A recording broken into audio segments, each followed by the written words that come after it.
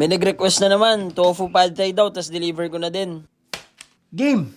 Hello, excuse me, ikaw si Miss... Speed Manila? Miss Carlos, Po, Carab si Manila. Sa pag-prepare ng rice noodles, kailangan lang ito ibabad sa hot water ng mga 10 to 15 minutes. Meron ako naka-ready dito na pad thai sauce, pero para mas rock and roll, gagawin natin siya from scratch. Para sa sauce, nag-mix lang tayo ng tamarind paste, patis, tapos onting splash ng baby nyo. Normally, ginagamit dito is palm sugar, pero dito gumamit tayo ng alternative which is yung coconut sugar. Tapos finish nyo lang ng onting water.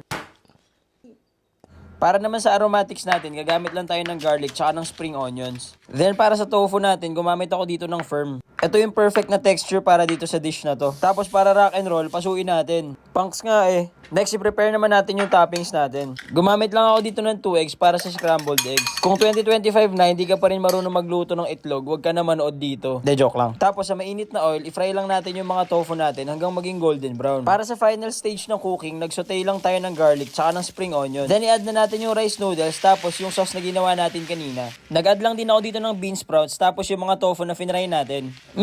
Pad thai ka talaga dyan. Para naman sa plating, nag-add lang ako dito ng spring onions, roasted nuts, scrambled eggs, tapos onting chili flakes para may kick. Lastly, slices ng lemon. Naknon toko. Ikaw, baka may request ka, comment mo na sa baba, tapos sige, deliver ko na din sa'yo. Tara, deliver tayo.